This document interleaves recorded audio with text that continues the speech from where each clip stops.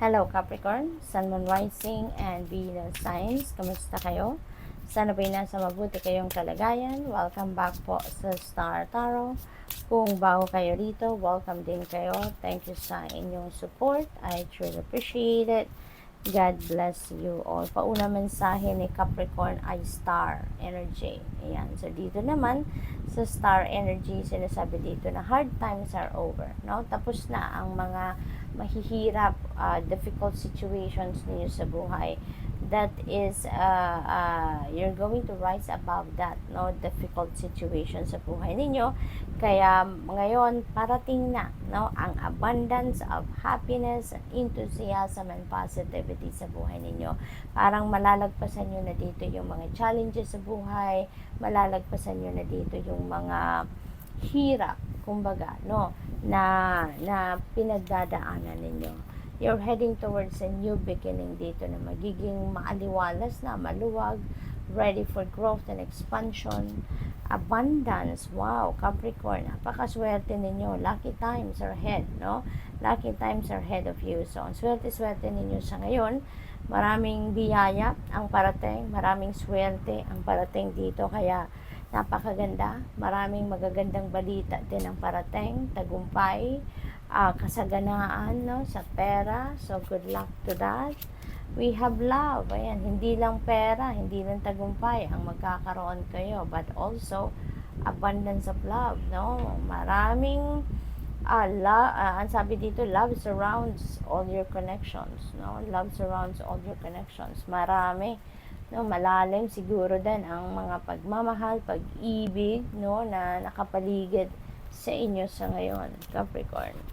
We have unicorn. Ayan. So, this is a beautiful reminder sa inyo, Capricorn, na magtatagumpay kayo, no? Kung yun ang pinaniniwalaan ninyo. So, kung ano yung nasa puso ninyo, ano yung nasa isip ninyo, kung anong pinaniniwalaan ninyong mangyayari sa buhay ninyo, yun din talaga ang makakamit ninyo. Kasi kung anong pinaniniwalaan ninyo, alalahanin ninyo na yun ang mamamanifest ninyo sa buhay, no? Yun ang parating, yun ang energy na dadating sa inyo, kasi yun ang mahahatak din ninyong klase ng energy. Okay? Kaya sa ngayon, kung naniniwala kayo na magtatagumpay kayo, na may kalayaan kayo, healing, magic, no? Yan din ay parating. We have world energy. There are a lot of possibilities, no, coming your way. Maraming posibilidad, maraming oportunidad ang parating sa inyo dito, kaya maging bukas kayo para dyan, kasi hindi lang ito mga opportunities and possibilities na dadating sa isang parte ng buhay ninyo. This could be in all areas of life, no? Depende sa inyong sitwasyon. There could be an opportunity for new love life, for new relationship, an opportunity to succeed, an opportunity for you to to put up a new business, no? Depende sa inyong sitwasyon. Maraming magbubukas na oportunidad para sa inyo. We have flowers. Ayan, be generous. Success and emotional fulfillment are yours. Ayan, so swerte ninyo talaga sa ngayon. Marami kayong pagtatagumpayan ngayon. Kasi una-una dito, hard times are over. Sabi, diba? Kung ano yung mga difficult situations sa pinagdadaanan ninyo or pinagdaanan ninyo, ngayon malalagpasan nyo na yan. Ngayon papunta na kayo sa pagtatagumpay. Ngayon papunta na kayo sa success. Kaya naman, sa tagumpay na yan, makakamit ninyo, mafe-feel ninyo yung emotional fulfillment, makakamit ninyo yung tagumpay, no, sa puso ninyo, Capricorn. So, napakaganda nito. So, tignan natin kung ano ba. We have wish. Wow, napakaganda. Your heart's desire is ready to come true. Merong parating, no? Merong tawag dito, may wish kayo na magka-come to fruition, Capricorn. Okay? May wish kayo na makakamit nyo na sa ngayon. Kaya napakaganda nito. Napakaganda. Kasi ito na yon, no? Ito na yung pinapangarap ninyo. Ito na yung minimithi ninyo sa buhay. Kahit ano pa man ito, kahit sa anumang parte ng buhay ninyo ito, related na wish na ito, there is an important wish dito that is ready to come true. So maghanda na kayo, buksan na ninyo ang inyong puso, ang isip, ang mga mata ninyo, because for sure may mga intuitive messages na pinapadala sa inyo ngayon ang universe to guide you para makarating kayo doon sa kung ano man ang heart's desires ninyo. Okay? So good luck. What else? We have dragonfly. Have confidence, okay? During this time of great joy, renewal and connection to spirit, maraming pagbabago siguro ang magaganap dito sa buhay ninyo, Capricorn. Alright? Maraming changes, no? Maraming shifts dito ang dadating, ang mangyayari sa buhay ninyo. Kaya anuhin ninyo yan, ang tawag dito, magtiwala kayo sa inyong sarili na kaya niyo yan, kaya ninyong pagtagumpayan ng kahit ano pa man, ano? So you just need to be very confident about yourself, okay? Kaya ninyong tawirin ang kung ano man ang klaseng transition na meron kayo. So good luck. That's all I have for you for today. Thank you for watching. Love and light. Namaste.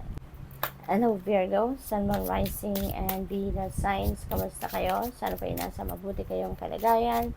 Welcome back po sa Star Tarot. Kung bago kayo rito, welcome din kayo. Thank you sa inyong support. I truly appreciate it. God bless you all. Virgo, there is a transformation coming your way. Okay? Maraming pagbabago ang magaganap dito sa buhay ninyo sa iba't ibang parte ng buhay ninyo. So, maaaring magsisimula kayo dito on a personal level. No, nakikita ko dito siguro personal transformation. Maaaring meron ditong babaguhin kayo about yourself. Meron kayong babaguhin perception, no? Pag-approach ninyo sa buhay, on how you treat yourself, yung ganon. So, yun ang napipick up ko dito. We have mountain, and know that you are protected, alright? As you face challenges but remain cautious. So, alam nyo na protected, guided kayo ng universe, at meron pa ring advice sa inyo dito na be cautious. Okay? Mag-ingat kayo. Mag-ingat pa rin kayo as you head towards challenges dito sa buhay. Alright? What else for Virgo? We have Eagle. You will soar towards your destiny with greater clarity and strength. So, napakaganda. So, dito, Virgo, magkakaroon kayo ng kalinawan sa inyong isipan. You're going to head towards a clear direction, towards your destiny. No? Papunta kayo doon. Pero, ano kayo, no? Alam niyo, sigurado kayo, no? Kitang-kita niyo na yung clear direction towards your destiny dito. So, good luck sa inyo, Virgo. What else? We have Owl, and so there are spiritual messages and great wisdom to be found during this period of transition. Sa mga pagbabagong parating sa inyo, marami kayong matututunan, marami kayong wisdom, life lessons na mapipick up dito na magagamit ninyo, no? Sa future journey ninyo. Kaya parang kumbaga doble-doble, no? Meron ng pagbabagong magaganap, and at the same time, marami din kayong matututunan out of these changes. Beautiful, napaka-optimistic, napaka-liwanag ng mga mangyayari, no? Sa buhay ninyo sa ngayon. Magkakaroon kayo ng mental clarity, makikita nyo na ngayon ang tamang daan, saan kayo dapat pumunta, makikita nyo na dito yung liwanag, no? Yung clear direction of where you are heading at this time. So, this is really good kasi magkakaroon kayo dito ng growth, no? You are ready to grow, you are ready to expand, you are ready to evolve into the best version of yourself dito, Virgo. Alright? So, what else?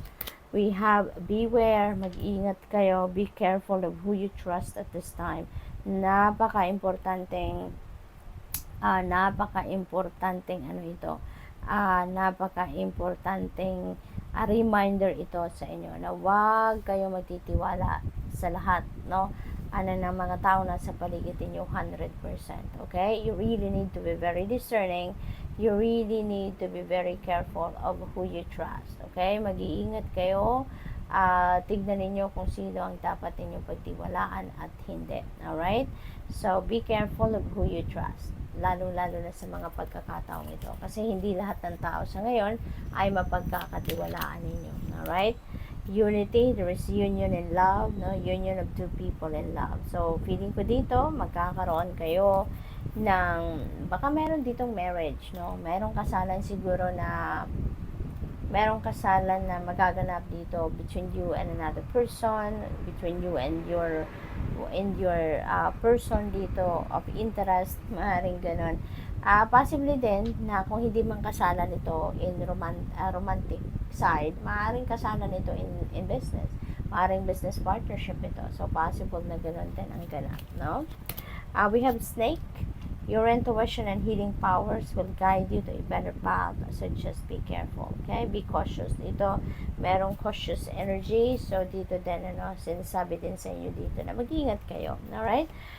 Pakinggan ninyo lagi kung ano yung bulong ng iyong intuition. Okay, Virgo?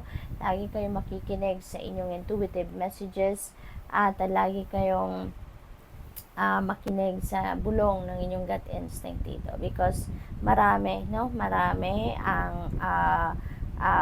maaaring dumating ng mga challenges dito, or kahit ano pa man na difficulty, kasi normal naman yun sa buhay, walang perfect journey, kaya mag-iingat lang din kayo and always listen to what your intuition is telling you, kasi that it will always lead you to the right direction. So, good luck, and that's all I have for you for today. Thank you for watching. Love and light. Namaste. Hello, Taurus, Sun, Moon, Rising, and Venus signs. Kamusta kayo? Sana po nasa mabuti kayong kalagayan. Welcome back po sa Star Tarot. Kung bago kayo dito, welcome din kayo. Thank you sa inyong support. I truly appreciate it. God bless you all. Siguro iba sa inyo dito, Taurus, maybe buntes and you're giving birth to a brand new baby, or kung hindi man kayo ito, baka yung person ninyo. Kung hindi man, baka you're giving birth to new ideas, new perspective, new plans, new endeavor, no? So maaaring ganun din ang sitwasyon. What else?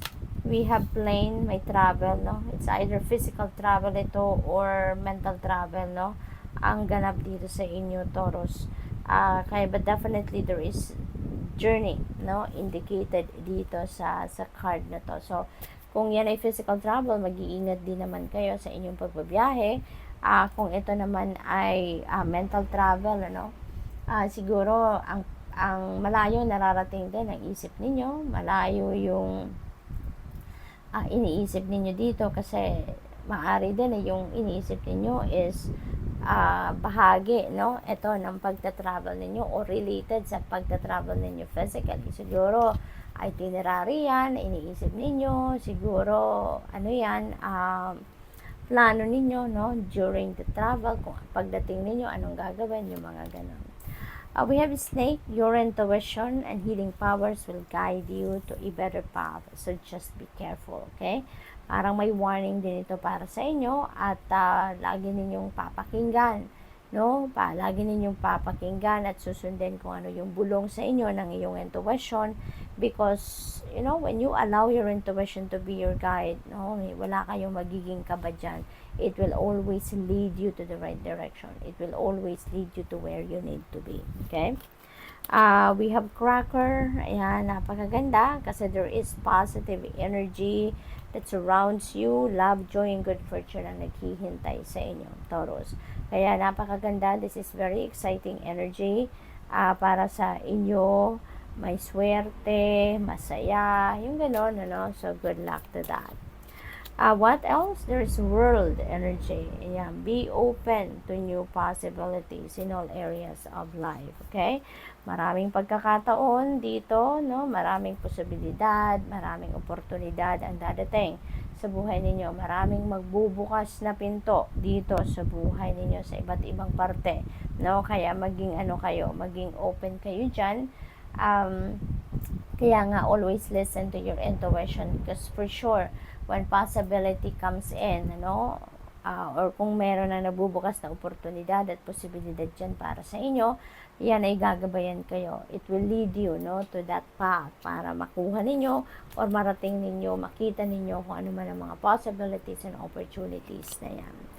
You're divinely guided talaga, no? There are angels, no, guiding and protecting you on your spiritual journey. So, napakaswerte din. Ang iba sa inyo din dito nasa spiritual awakening siguro. Ang iba sa inyo dito, ongoing na ang inyong spiritual journey, kaya wala din kayong dapat na ipag-alala. Siguro, ang iba sa inyo, kinakabahan din, at some point. Pero, with this card, wag kayong mag-alala, because your guardian angels are always there to guide and protect you, sa inyong journey na yan. So, what else? We have moon. Ayan. So, alam mo, Taurus, you are so blessed. Maraming gabay ang binibigay sa inyo or pinapadala sa inyo ng universe. Tulad nito na lang, iniimbitahan kayo dito to always pay attention to your intuition, lalo-lalo na sa ngayon, kasi maraming guidance ang binibigay sa inyo. Iniilawan, ang daan patungo doon sa kung ano man yung ninyo, kung ano man yung dapat ninyong puntahan, saan dapat kayo tumungo, yung ganon. So, what else? We have owl. There are spiritual messages and great wisdom to be found during this period of transition. So, most likely, marami talagang pagbabago dito na magaganap sa buhay ninyo.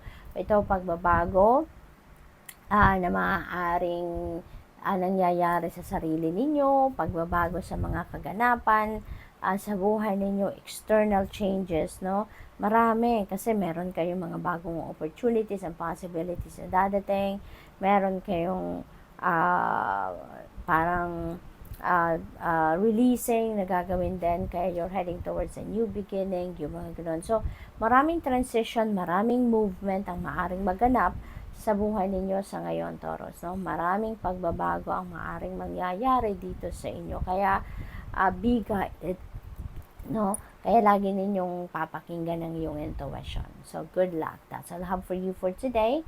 Thank you for watching. Love and light. Namaste.